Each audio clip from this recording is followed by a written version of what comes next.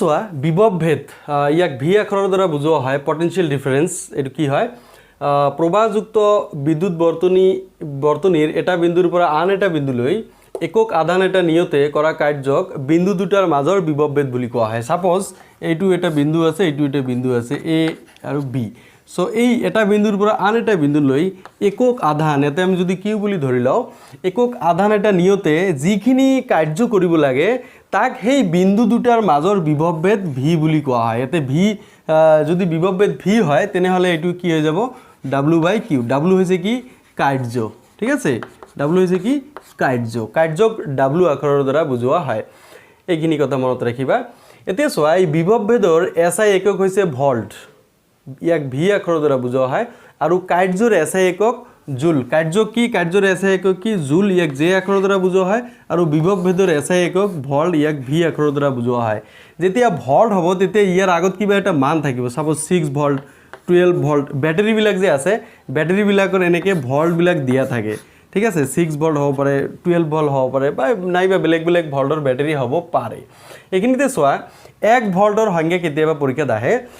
যদি 1 কুলম্ব আধান এটা বিন্দুৰ পৰা আন এটা বিন্দুলৈ চালিত কৰিবলৈ 1 জুল কাৰ্য কৰিব লাগে তেন্তে তাৰ বিভৱ ভেদক 1 ভল্ট বুলি কোৱা হয় এতে চোৱা এতে আমি জানো v = w/q এতে চোৱা w/q এইখিনি যদি w মানে এই কাৰ্য যদি 1 জুল হয় আৰু ইয়াৰ কাৰণে যদি 1 কুলম্ব আধান প্ৰবাহিত কৰিবলৈ যদি 1 জুল কাৰ্য কৰিব লাগে তেনে হলে তাৰ বিভৱ ভেদ হৈ গল কি 1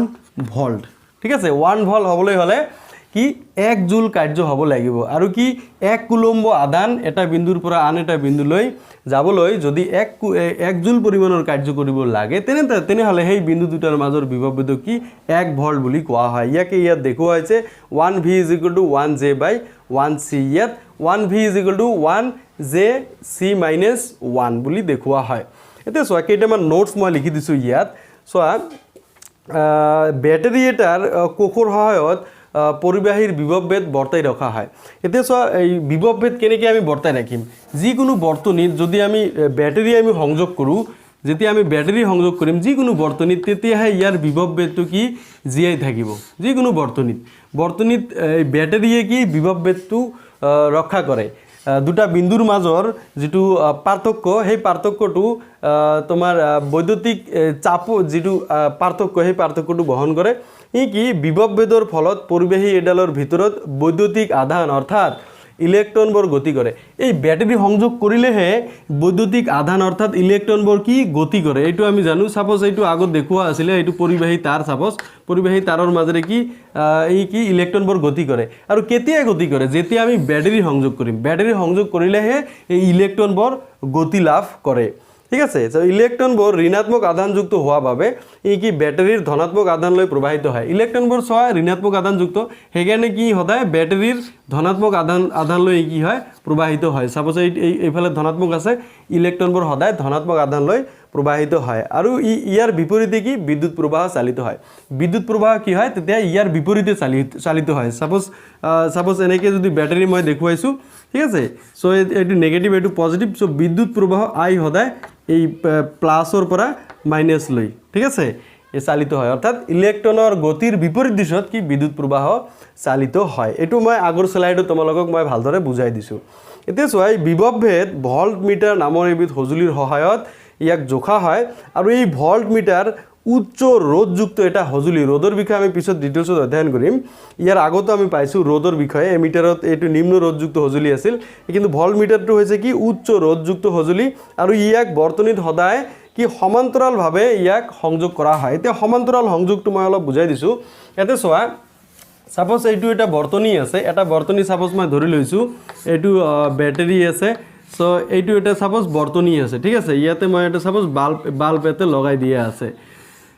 ঠিক আছে এতিয়া চোৱা এই যেটো বৰ্তনী আছে এই বৰ্তনীত আমি বাল্বৰ যদি আমি বিভৱ ভেদ জুখিব লগা হয় তেতিয়া এই বাল্বৰ এনে এইটো এটা বিন্দু সাপোজ এইটো এটা বিন্দু এইটো এ আৰু এইটো বি বিন্দু এই বিন্দু দুটাৰ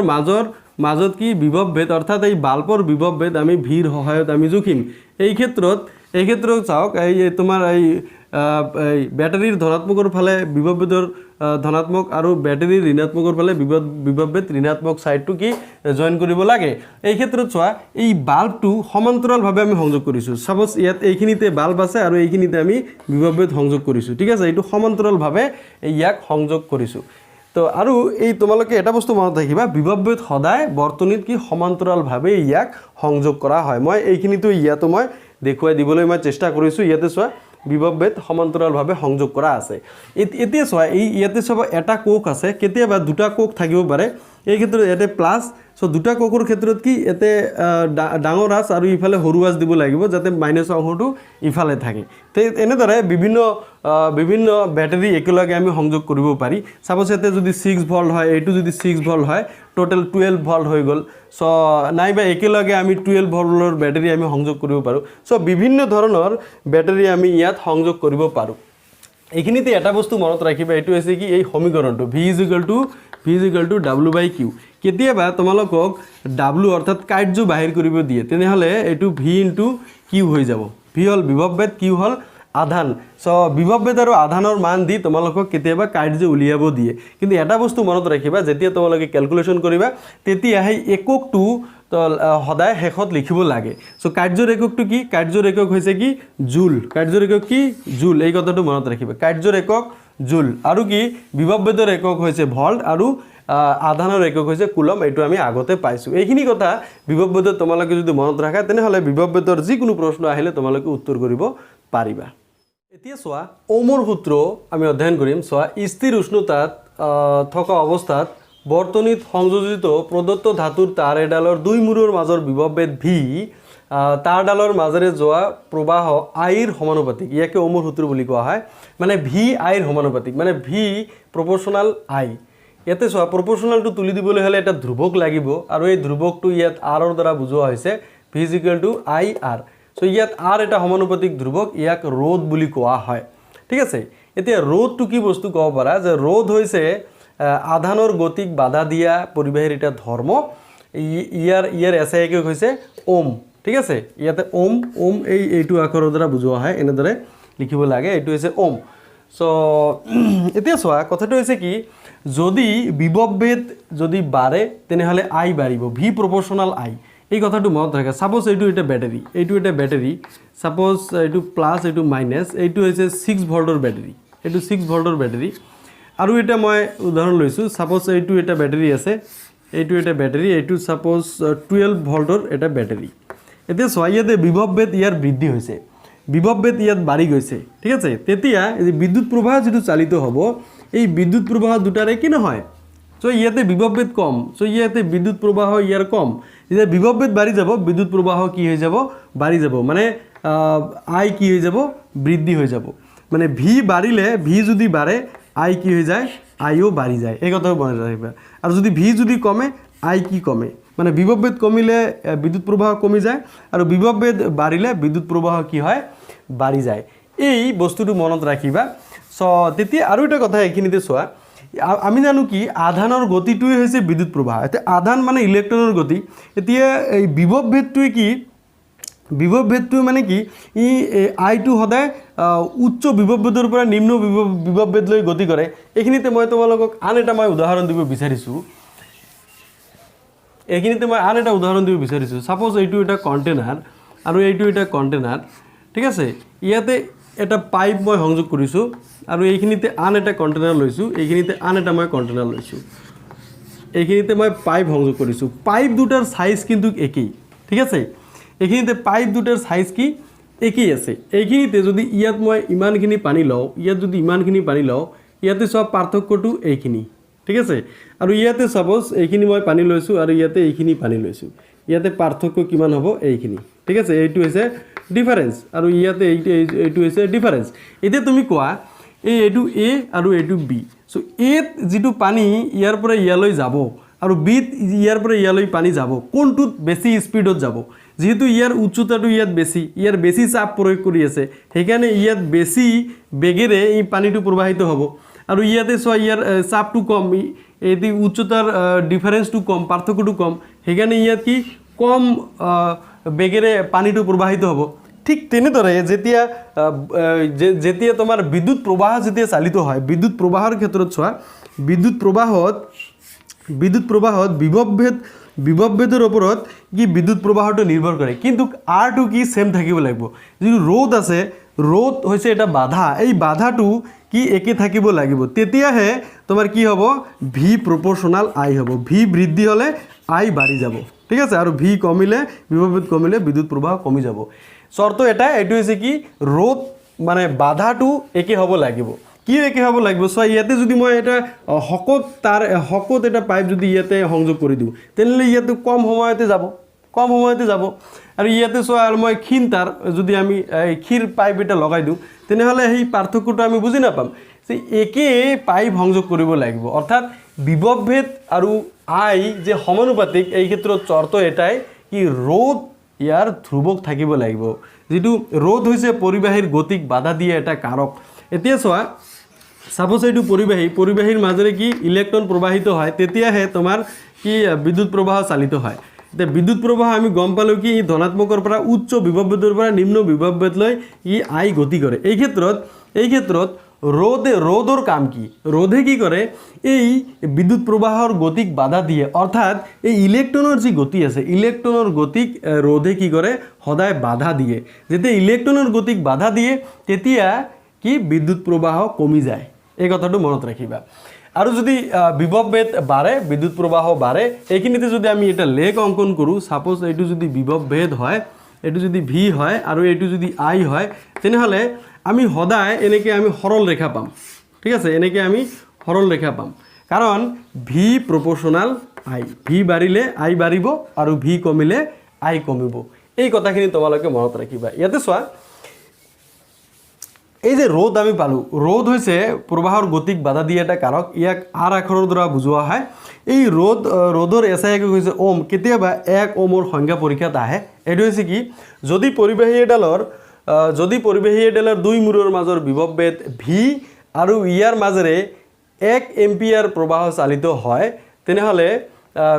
পৰিবাহীডালৰ ৰোধক কি 1 ওম বুলি কোৱা হয় বিভৱভেদ কি 1 ভোল্ট আৰু তাৰ মাজেৰে যোৱা প্ৰবাহ কি 1 এম্পিয়াৰ এতিয়া চোৱা R = V / I আমি ওমৰ সূত্ৰ মতে এইটো আমি পালো সো V = যদি IR হয় তেনেহলে R = V / R হৈ যাব এতিয়া চোৱা V যদি 1 ভোল্ট হয় আৰু ইয়াৰ মাজেৰে যদি 1 এম্পিয়াৰ প্ৰবাহ চালিত হয় তেনেহলে কি 1 ওম হৈ যাব ইয়াৰ রোধ কি হৈ যাব 1 ওম সো 1 ওম হবলৈ হলে কি পৰিবাহী এডালৰ দুই মূৰৰ মাজৰ বিভৱভেদ 1 ভোল্ট আৰু ইয়াৰ এটা বিন্দুৰ পৰা আন এটা বিন্দুলৈ কি 1 এম্পিয়াৰ প্ৰবাহ চালিত হ'ব লাগিব তেতিয়া তাৰ রোধটো হৈ যাব কি 1 ওম মই কেইটামান নোটস লিখি দিছো বিভৱভেদ ভি স্থিৰ থকা অৱস্থাত বিদ্যুৎ প্ৰবাহ আই ৰোধৰ ব্যস্তানুপাতিক ইয়াৰ আগত আমি পাইছো সমানুপাতিক কিন্তু ব্যস্তানুপাতিক পোৱা নাই সো ব্যস্তানুপাতিক কথাটো হৈছে কি সাপোজ এইটো আই এইটো আৰ এতে যোৱা যদি বিদ্যুৎ প্ৰবাহ আই যদি বাঢ়ি যায় তেনেহলে ৰোধ কি হৈ যাব ৰোধ কি কমিব যদি বিদ্যুৎ প্ৰবাহ যদি কমে আই যদি কমে তেনেহলে ৰোধ কি বাঢ়িব এটাই আনটোৰ বিপৰীত যদি এটা বাঢ়ে আনটো কি কমি যাব যদি এটা কমে আনটো বাঢ়ি যাব সো ইয়াক কয় ব্যস্তানুপাতিক সো আই ইনভার্সলি প্রপোর্শনাল আর ঠিক আছে ভি কিন্তু ভি স্থিৰ থাকিব লাগিব বিভৱভেদ স্থিৰ থাকিব লাগিব এই ক্ষেত্ৰত এটা কন্ডিশন আছে সো ৰোধ দুগুণ কৰিলে প্ৰবাহৰ মান কি হৈ যায় আধা হৈ যায় আৰু যদি 4 গুণ কৰো 4 ভাগৰ 1 ভাগ হৈ যাব এনেদৰে বিদ্যুৎ বৰ্তনীত কি ইলেক্ট্ৰনৰ গতিয়ে যেহেতু বিদ্যুৎ প্ৰবাহ সেইকাৰণে কি ৰোধে কি কৰে ইলেক্ট্ৰনৰ গতিক সদায় কি কৰে বাধা দিয়ে আৰু বিদ্যুৎ প্ৰবাহ কমাই দিয়ে আৰু 4 নম্বৰত কি আছে অতি কম ৰোধযুক্ত আৰু মাজেৰে বিদ্যুৎ প্ৰবাহ চালিত হ'ব পৰা যিকোনো পদাৰ্থক সুপৰিবাহী বুলি কোৱা হয় আৰু যথেষ্ট পৰিমাণে ৰোধযুক্ত পৰিবাহী কি ৰোধক বুলি কোৱা হয় আৰু অতি বেছি ৰোধযুক্ত আৰু মাজেৰে বিদ্যুৎ প্ৰবাহ চালিত হ'ব নোৱাৰা পদাৰ্থক কি কোৱা হয় ই কুপৰিবাহী বুলি কোৱা হয় কুপৰিবাহীৰ ৰোধ কি অতি বেছি আৰু সুপৰিবাহীৰ ৰোধ কি কম অতি কম সো এইখিনিতে চোৱা যেহেতু আমি ওমৰ সূত্ৰ মতে আমি ভি = আমি কি পালো আই আৰ পালো এইটো যদি আমি এনেদৰে লিখো আই = কি হৈ যাব ভি বাই আৰ আৰু যদি আৰ আমি লিখো আৰ হৈছে কি ভি বাই আই এনেদৰে এই ফৰ্মুলাবিলাক আমি এই তিনিটা তিনি ধৰণে আমি লিখিব পাৰোঁ সো প্ৰতিটো টাইপতে চোৱা যিকোনো দুটা ৰাশি যদি আমাক দিয়া থাকে আনটো ৰাশি আমি উলিয়াব পাৰিম কিন্তু ইয়াত এককবোৰ মনত ৰাখিব লাগিব ৰ'দৰ একক হৈছে ওম ঠিক আছে ৰ'দৰ একক আৰৰ একক কি ওম আৰু কি ভিৰ একক হৈছে তোমাৰ ভল্ট ঠিক আছে আৰু চোৱা বিদ্যুৎ প্ৰবাহৰ একক হৈছে এম্পিয়াৰ এই এককবোৰ যদি মনত ৰাখে তুমি ক্যালকুলেশন কৰাৰ পিছত শেষতকে আমি এককবোৰ লিখি দিলে হৈ গ'ল ঠিক আছে সো এইখিনিতে এই তোমালোকৰ এই কনসেপ্টবোৰ কেনেকুৱা লাগিলে ভালদৰে বুজি পাইছে না নাই এইটো মোক কমেন্ট বক্সত জনাবা এই অংকটো চোৱা এইটো উদাহৰণৰ 12.2 আৰু এইটো কি 2015 এছএছএলসিত আহিছিলে সো তোমালোকৰ ইয়াৰ আগত যে আমি কৰিলো 12.1 এইটো কিন্তু 2019ত আহিছিল ঠিক আছে আৰু এইটো কি 2015ত আহিছিল সো উদাহৰণৰ পৰা অংক আহি থাকে বিদ্যুৎ চেপ্টাৰত ইয়াতে চোৱা কি দিয়া আছে 12 ভল্ট বিভৱবেতৰ দুটা বিন্দুৰ মাজেৰে 2 কুলম্ব আধান চালিত কৰোতে কিমান কাৰ্য কৰিব লাগে প্ৰথমতে চাবা দিয়া আছে কি দিয়া আছে এটো লিখিলো দিয়া আছে কি দিয়া আছে v 12 ভল্ট আৰু q 2 কুলম্ব সো এই যে 2 কুলম্ব আধান দিয়া আছে আৰু কাৰ্য মানে w so w what so এই ফৰ্মুলাৰ তুমি ছয়তে কোনটো ফৰ্মুলা ইউজ কৰিবলে তুমি অটোমেটিক গম পাই যাবা সো দুটা দিয়া আছে এটা লাগে সো বিভৱবেতৰ এটা ফৰ্মুলা আছিল v w/q হেতু ফৰ্মুলা ইউজ কৰা সো আমি কি জানো v w/q এটো আমি জানো সো ইয়াৰ পৰা so w v into q so v ৰ মান কিমান 12 আৰু q ৰ মান কিমান 2 সো এটো আমি পাই গলো কি 24 এতে এককটো কি হ'ব কাৰ্যৰ একক কি কাৰ্যৰ একক জুল তুমি ডাইৰেক্টলি লিখি দিবা সো ইয়াতে চোৱা ভল্ট আৰু coulomb so volt plus into coulomb so এই দুটা মিলি কি হৈ যায় জুল হৈ যায় এই কথাটো মনত ৰাখিবা ঠিক আছে সো এটো যেহেতু আমি কাৰ্য লাগে সো কাৰ্যৰ একক জুল ডাইৰেক্টলি লাষ্টত আমি জুল লিখি দিম সো অতএব নিৰ্ণয়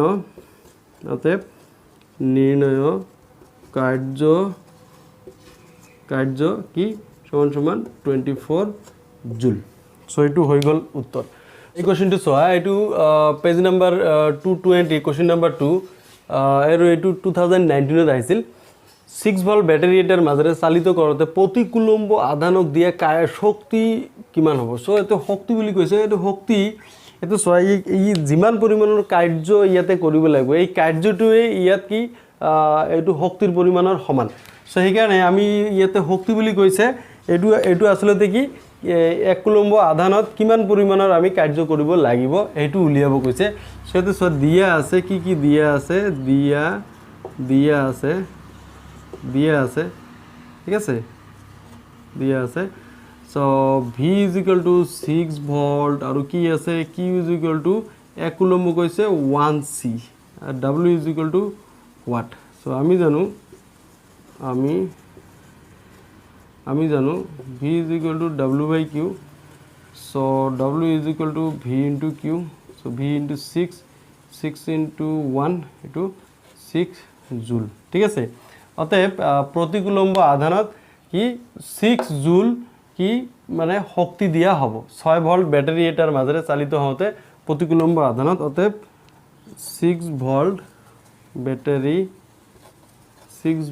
ব্যাটাৰি এটাৰ মাজেৰে ঠিক আছে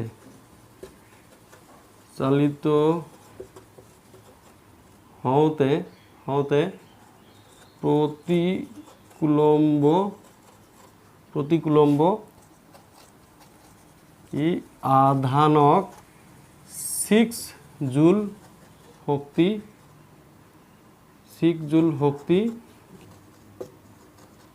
দিয়া হ'ব সো ভেরি সিম্পল এনেদৰে লিখিলে হৈ গ'ল 3 এই কোশ্চেনটোলৈ মন কৰা 220 ভল্ট উৎসৰ পৰা এটা বৈদ্যুতিক বাল্বে কিমান প্ৰবাহ ল'ব প্ৰবাহ মানে এটা আয়ুৰ কথা কোৱা হৈছে যদি বাল্বৰ তাৰৰ ৰ'দ কি 1200 ওম হয় ঠিক আছে সো আমাক প্ৰবাহ উলিয়াব দিছে সো ইয়াতে চোৱা এই নাম্বাৰ কি দিয়া আছে very simple অংক দিছে বিভৱবেদ v কিমান 220 ভল্ট আৰু কি আছে ৰ'দ কিমান r 1200 ওম দিয়া আছে আৰু I what এটো দেখিয়ে গম পোৱা যায় যে এটো ওমৰ যি সূত্ৰ আছে V is equal to I R সেইটো ফৰ্মুলা দি এই অংকটো কৰিব লাগিব সো আমি জানো আমি জানো যে আমি কি জানো V is equal to I R V is equal to I R so ইয়াৰ পৰা আই ইজ ইকুৱেল টু কি হ'ব V by I is equal to V by R so ভিৰ মান কিমান আছে ভিৰ মান আছে তোমাৰ 220 আৰু আইৰ মান কিমান আছে 1200 সো 20 যদি আমি ক্যান্সেল কৰি দিও ঠিক আছে তেনেহলে ইয়াতে আকো কটাকটি কৰিলে কিমান ওলাব সো 11/60 ওলাই যাব 11/60 সো 11/60 ইয়াতে যদি আমি কটাকটি কৰো কিমান এটো 0.0 এটো 160 হৈ যাব এটো তোমাৰ 50 আৰু 0 ঠিক আছে এটো 8 হৈ যাব 48 আকো 200 সো পয়েন্টৰ পিছত দুটা অংক আহি গিছে সো 0.18 সো বিদ্যুৎ প্ৰবাহৰ একক কি এম্পিয়াৰ সো ইয়াৰ মাজেদি 0.18 এম্পিয়াৰ বিদ্যুৎ প্ৰবাহ চালিত হ'ব এতিয়া বি নাম্বাৰটো চোৱা বি নাম্বাৰ কি কৈছে যদি এটা বৈদ্যুতিক হিটাৰ এটা ৰ'দ 100 ওম হয় তেনতে ই 220 ভোল্ট উৎসৰ পৰা কিমান প্ৰবাহ ল'ব সো ভোল্টটো একেই আছে বিভৱবেগটো একেই আছে সো ইয়াতেও দিয়া আছে ভি ইজ ইকুৱেল টু কি 220 ভোল্ট কিন্তু ৰ'দটো ইয়াৰ কম আছে 100 ওম আছে I is equal to what so বিদ্যুৎ প্ৰবাহ উলিয়াব দিছে এই যে প্ৰবাহ আই সো আমি জানো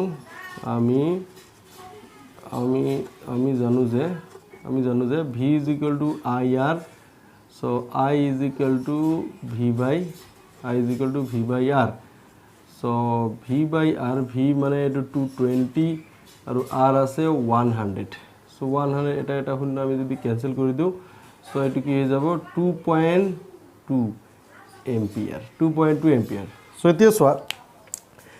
তোমার বিভববেদ একে আছে 220 ঠিক আছে যদি রোদ ইয়ার সোয়া রোদ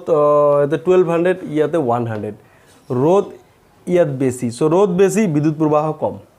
সো 0.18 আর ইয়াতে সোয়া রোদ কম বিদ্যুৎ প্রবাহ বেশি ঠিক আছে এইখিনি কথা মনত রাখিবা যদি রোদ কম হয় বিদ্যুৎ প্রবাহ কি হয় বেশি হয় যদি বিভববেদ একে থাকে রোদ কম হলে বিদ্যুৎ প্রবাহ বেশি হয় রোদ বেশি হলে বিদ্যুৎ প্রবাহ কম হয় সো এয়া আছিল তোমালোকৰ 12.3 এই চেপ্টাৰৰ কনসেপ্টবিলাক তোমালোকে ক্লিয়াৰ কৰি লবা কেতিয়াবা কোশ্চেনবিলাক বনাই দি 12.4 অংকটো চোৱা এটা বৈদ্যুতিক হিটাৰৰ দুই প্ৰান্তৰ বিভববেদ 60 ভোল্ট আৰু ই উৎসৰ পৰা 4 এম্পিয়াৰ প্ৰবাহ আহৰণ কৰে সো বিভববেদ 120 লৈ বৰালে হিটাৰটোৰ প্ৰবাহ কিমান হ'ব চোৱা ইয়াতে চোৱা আমি জানো ওমৰ সূত্ৰ মতে ভি প্ৰপৰ্শনাল আই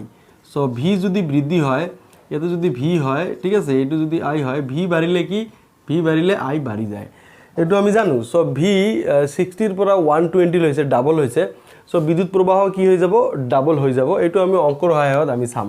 সো প্ৰথমতে চাবা কি ইয়াতে দিয়া আছে কি দিয়া আছে ইয়াতে V is equal to 60 volt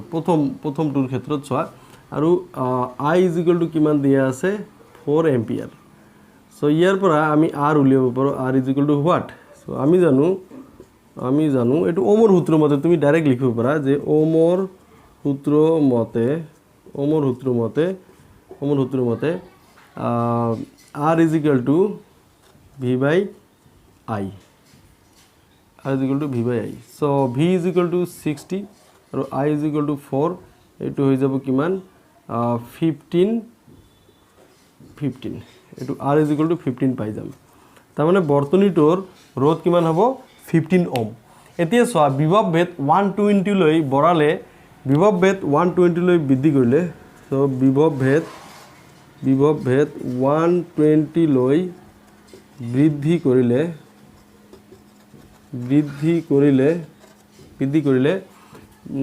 v is equal to কি আছে so 120 v is equal to 120 আৰু r আমি পাই গলো কি 15 ওম আমি পাই গলো সো বিদ্যুৎ প্ৰবাহ কিমান হ'ব i is equal to কিমান হ'ব ঠিক আছে এতিয়া আকৌ ওমৰ সূত্ৰ মতে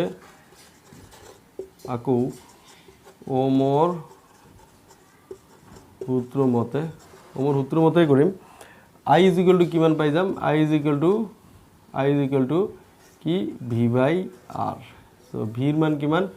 v এর মান পালো 120 আৰু r হৈছে 15 এটো I so এতিয়া I পাই যাম কি এটো তোমাৰ কিমান হৈ যাব 8 হৈ যাব 8 এম্পিয়াৰ so 8 এম্পিয়াৰ so এতে সোয়া বিভবভেদ 60 থাকিলে এই কি 4 এম্পিয়াৰ আছিল এতে বিভবভেদ 120 মানে 60 ডাবল হৈছে সো এতে বিদ্যুৎ প্রবাহ কি হয়েছে ডাবল হয়েছে ঠিক আছে সো আমি এতে প্রমাণ করে দেখুৱালো যে ভি বাড়িলে কি আর বৃদ্ধি হয় ভি বাড়িলে আর না হয় আই ভি বাড়িলে আই বৃদ্ধি হয় ঠিক আছে ভি প্রপোর্শনাল আই ঠিক আছে ভি 60 আছিল আই আছিল 4 এতে ভি 120 হয়েছে এটু 8 হয়ে গেছে ঠিক আছে ঠিক তেনেদৰে ভি আৰু যিমান বাঢ়িব আইও হিমান বাঢ়ি থাকিব এটু ওমৰ সূত্ৰ সো এইবিলাক হৈছে ওমৰ সূত্ৰৰ প্ৰয়োগ এই ওমৰ সূত্ৰৰ পৰা পৰীক্ষাত কোশ্চিন আহে অনুশীলনীৰ 7 নম্বৰ কোশ্চিনটো এটা প্ৰদত্ত ৰ'দৰ মাজেৰে প্ৰবাহিত প্ৰবাহ আইৰ মান আৰু পাৰস্পৰিক বিভবভেদ ভিৰ মান তলত দিয়া ধৰণৰ এনেকৈ দিয়া আছে আই আৰু ভিৰ মানটো দিয়া আছে সো এতে কি লেক অঙ্কন কৰিব কৈছে আৰু ইয়াৰ ৰোদ উলিয়াব দিছে সো লেক যদি অঙ্কন কৰা প্ৰথমতে সোয়া ইয়াতে মই 1 2 3 4 এইটো বিদ্যুৎ প্ৰবাহ আৰু এতে বিভবভেদ এতে 1 2 3 4 আমাৰ 13 লৈকে লৈছো যেহেতু ইয়াতে 13.2 আছে সেইকাৰণে মই 13 লৈকে লৈছো আৰু সোয়া ইফালে 4 আছে সো এতে মই 4 এতে 5 লব পাৰা সো 4 লৈকে আমাক লাগিব যদি আমি লেক অঙ্কন কৰো তেতিয়া সোয়া প্ৰথমতে 0.5 সো 0.5 মানে ইয়াতে বিদ্যুৎ প্ৰবাহ এটো 0.5 হ'ব তো 0.5 কি আছে 1.6 বিভবভেদ 1.6 সো 1.6 যদি হয় এটো 1.5 সো 1.6 টু এইখিনি মানত হ'ব 1.6 এটো 1.6 ঠিক আছে সো 1.6 এটো হৈ গল আৰু সোয়া এতিয়া 1ত কিমান আছে 1ত 3.4 সো 1ত কিমান আছে এটো তুমি এনেকে যদি লোৱা এনেকে 3.4 এটো মই এনেকে দি দিছো 3.4 যদি হয় এইখিনি মান হ'ব ঠিক আছে এইটো হ'ব 3.4 আৰু সোয়া 2 কিমান আছে 6.7 2 কিমান আছে 2 ইফালে গৈ থাকা এটো 6.7 হলে এইখিনি মানত হ'ব এইখিনি ঠিক আছে এইটো আৰু সোয়া কিমান বিদ্যুৎ প্ৰবাহ 3 হলে এতে 10.2 এটো তুমি 3 হলে কি হৈ যাব 10.2 এইখিনি মানত ধৰি লোৱা 10.2 এইটো পয়েন্ট আৰু যদি 4 হয় 4ত কি 13.2 13 এৰ অলপ উপৰত হ'ব অলপ উপৰত এতে মই লৈছো অলপ উপৰত এইটো হৈছে এইটো পয়েন্ট এইটো হৈছে কি 4,13.2 আৰু এইটো হৈছে এই পয়েন্টটো হৈছে 3, এইটো 10.2 আৰু এই পয়েন্টটো হৈছে 2,6.7 আৰু এই পয়েন্টটো হৈছে 1,3.4 আৰু এই পয়েন্টটো হৈছে কি 0.5, 1.6 এইটো পয়েন্ট এতিয়া গোটেইকেইটা পয়েন্ট যদি মই লগাই দিওঁ তেতিয়া চাবা এটা সৰল ৰেখা আমি পাই যাম ঠিক আছে এটা সৰল ৰেখা পাই যাম এনেদৰে এটা আমি সৰল ৰেখা পাইছো সো যেহেতু ওমৰ সূত্ৰৰ মতে ভি প্ৰপোৰ্শনাল আই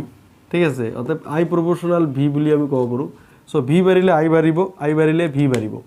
সো এইটো হিচাপত সেইকাৰণে আমি সৰল ৰেখা সদায় আমি সৰল ৰেখা পাওঁ ঠিক আছে সো এইটো হৈছে তোমাৰ লেক আৰু এতিয়া চোৱা যদি আমি ৰোধকটো ৰোধ উলিয়াও অতএব ৰোধকটোৰ ৰোধ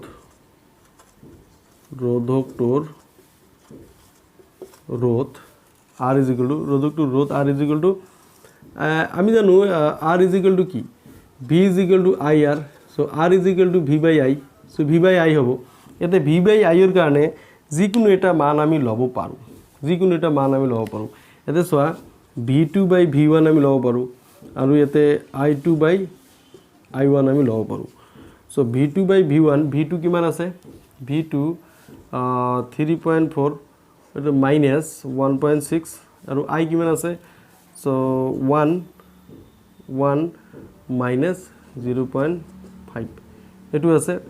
তেতিয়া এইটো মানটো এনেকৈ হ'ব সো 1.6 যদি এতে কি হৈ যাব তোমাৰ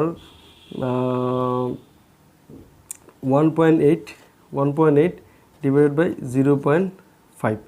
তো 0.5 এতে পয়েন্ট যদি ক্যান্সেল করে দিও এতে কি হয়ে যাব 18/5 সো 18/5 কিমান হয়ে যাব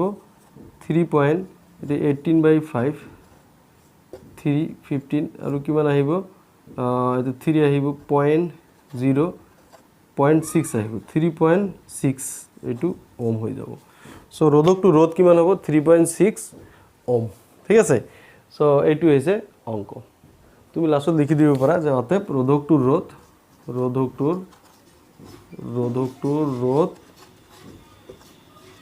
ৰোধ হ'ব কিমান 3.6 ওম সো ইয়া আছিল উত্তৰ ভেৰি সিম্পল ঠিক আছে কিলোনিৰ 8 নম্বৰ অঙ্কটো চোৱা যেতিয়া এটা অজ্ঞাত ৰোধ 12 ভোল্টৰ এটা ব্যাটাৰীৰ লগত সংযোগ কৰা হয় তাত 2.5 মিলি এম্পিয়াৰ প্ৰবাহ চালিত হয় ৰোধকটো ৰোধ উলিয়াব দিছে ইয়াতে চোৱা দিয়া আছে কি দিয়া আছে V = 12 ভোল্ট আৰু কি আছে I দিয়া আছে বিদ্যুৎ প্ৰবাহ এটো বিদ্যুৎ প্ৰবাহ I বিদ্যুৎ প্ৰবাহ 2.5 মিলি এম্পিয়াৰ সো এটো মিলি এম্পিয়াৰত দিয়া আছে সো মিলি এম্পিয়াৰত দিলে এটো এম্পিয়াৰত উলিয়াব লাগিব এম্পিয়াৰটো কিমান হ'ব সো 2.5 * 10⁻³ এম্পিয়াৰ সো আমি জানো মিলি এম্পিয়াৰ = 10⁻³ এম্পিয়াৰ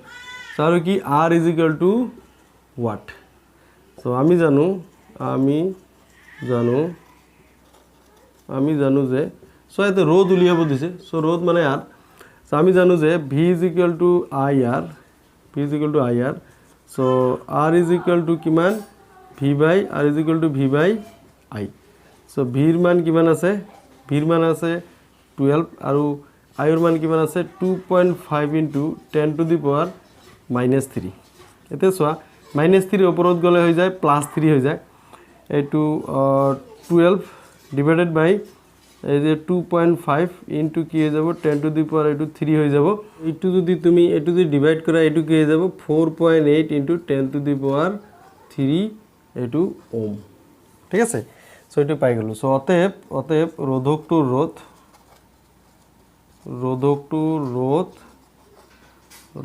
রোধ হ'ব কিমান